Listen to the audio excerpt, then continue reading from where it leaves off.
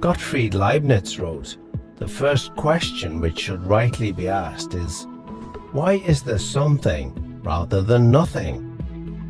He came to the conclusion that the explanation is found in God. But is this reasonable?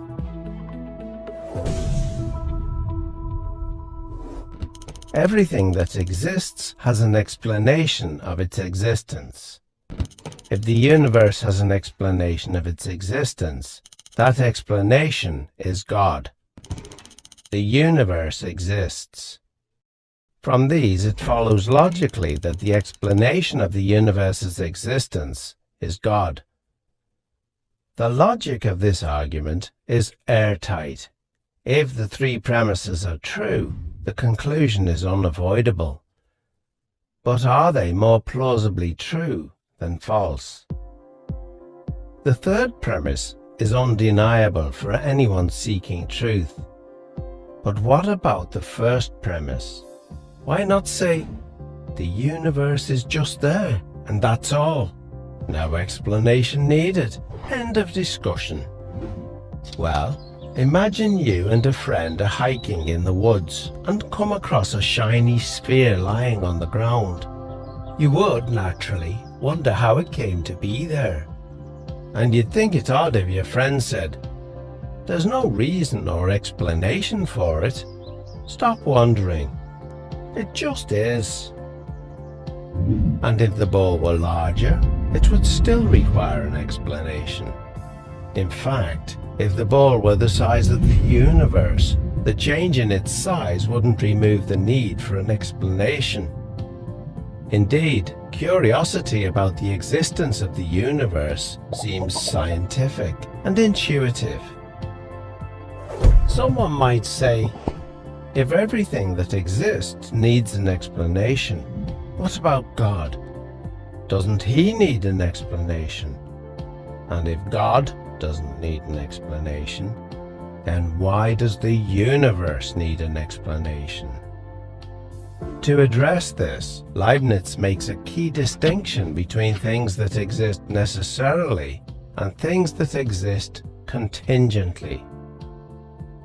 Things that exist necessarily exist by necessity of their own nature. It's impossible for them not to exist. Many mathematicians think that abstract objects like numbers and sets exist like this.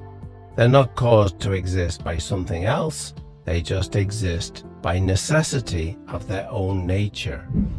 Things that exist contingently are caused to exist by something else. Most of the things we're familiar with exist contingently. They don't have to exist.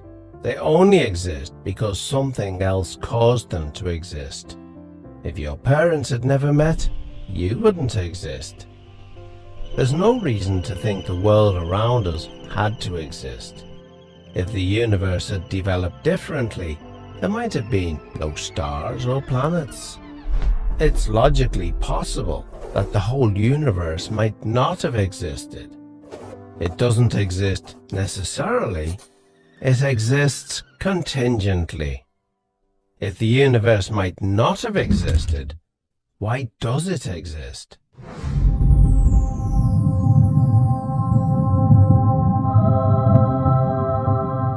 The only adequate explanation for the existence of a contingent universe is that its existence rests on a non-contingent being, something that cannot not exist because of the necessity of its own nature. It would exist no matter what. So, everything that exists has an explanation of its existence, either in the necessity of its own nature or in an external cause. But what about our second premise? Is it reasonable to call the explanation of the universe God? Well, what is the universe? It's all of space-time reality, including all matter and energy. It follows that if the universe has a cause of its existence, that cause cannot be part of the universe. It must be non-physical and immaterial. beyond space and time. The list of entities that could possibly fit this description is fairly short, and abstract objects cannot cause anything. Leibniz's contingency argument shows that the explanation for the existence of the universe can be found only in the existence of God. Or, if you prefer not to use the term God, you may simply call him the extremely powerful, uncaused, necessarily existing, non-contingent, non-physical, immaterial, eternal being who created the entire universe and everything in it.